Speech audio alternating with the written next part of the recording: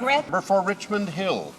Thank you very much, Mr. Speaker. And before question period, I was talking about the valuable contribution the Canadian soldiers, Canadian aid workers have made to Afghanistan. And in this discussion with regard to post-2011, we've talked about the 3Ds. One of the aspects the government has mentioned is investing in the future of Afghan children and youth through development. I can't think of anyone in the House who wouldn't be supportive of that initiative. I can't think of anyone in the House who would oppose the issue of advancing security, the rule of law, and human rights. Again, something that we have helped with the Ministry of Justice in Afghanistan. It is something that the rule of law and human rights is absolutely fundamental.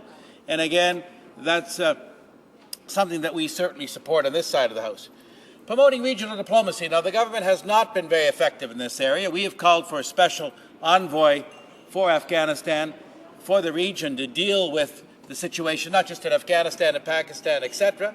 We encourage the government to do that. And that is one component that the government has failed to respond to effectively, and we think that that is absolutely critical in promoting regional diplomacy, because the solutions in Afghanistan also lie in Islamabad, in Tehran, in New Delhi, and in other capitals in the region. The only way to deal with that, we believe very strongly on this side of the House, is through a special envoy.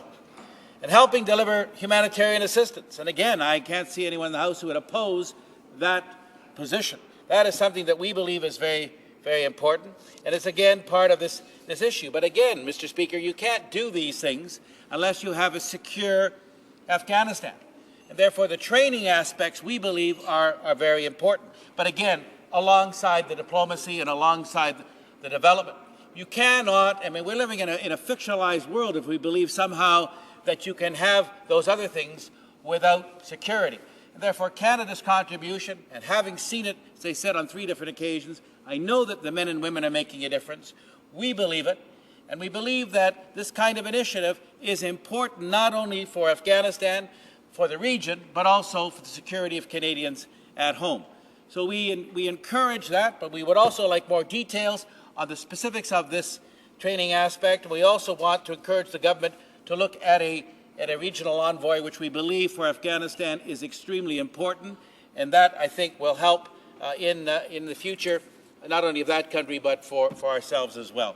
So, Mr. Speaker, I conclude my remarks, and I'm prepared to take any questions. Thank you. Questions and comments. The honourable member for Moncton, Riverview, Dieppe. Thank you, Mr. Speaker. I know my friend made many remarks about what the rebuilding process it will be like. And one of the things I know that he would like to expand upon, given his experience in the municipal sphere, both as a councillor and as a president of the Federation of Canadian Municipalities, is the role of local governance and the rebuilding of that aspect, which isn't bricks and mortar necessarily, but probably is equal to it in terms of importance of rebuilding communities. And I'd like to know what my friend could add in that regard, which was missing perhaps from his speech, and certainly is missing in the breadth of the discussion that the government has put forward as to specifics of the rebuilding mission. The honourable member for Richmond Hill. Well, thank you, Mr. Speaker. I thank my honourable colleague, who was a former mayor, and I must say that an excellent mayor at that, for the beautiful city of Moncton, New Brunswick. And he certainly understands, as I do, the importance of capacity building at the village level. It's the capacity building at the village level which is absolutely fundamental. You cannot build a country from the top down. You have to build it from the ground up. And the one way to do that is through providing, and certainly organizations like the FCM, and we know in the United States, we've talked to their aid people as well, that getting trained engineers on the ground, planners, people in the agricultural sector to help that capacity building is absolutely critical. And we certainly continue to encourage the government in that area, because that is one area of development that we think is important. It works hand in hand with aid workers, and it is absolutely important, because if you don't have security, particularly in local towns and villages where you need to do the kind of things that my friend is talking about, then you're not able to really build the capacity for governance. And so I thank my friend for his question. Questions and comments? The Honourable Parliamentary Secretary to the Minister of National Defence. Well, thank you very much, Mr. Speaker, and I thank my colleague for his comments. I'd just like to maybe get his comment on our trip together to Afghanistan with the Afghan Committee in May, June this year, and the requirement for this mission, or the desire for what we're doing now, and his comments on what we heard from everybody at every level, with every uniform, with every civilian outfit on, the consistency of that message. I wonder if he would comment on that. Honourable Member for Richmond Hill. Well, thank you very much, Mr. Speaker. I thank my friend for his comment. There's no question that in that trip, consistently, we heard about the fact that people are making a difference. The men and women in the forces are making a difference. Development workers were making a difference.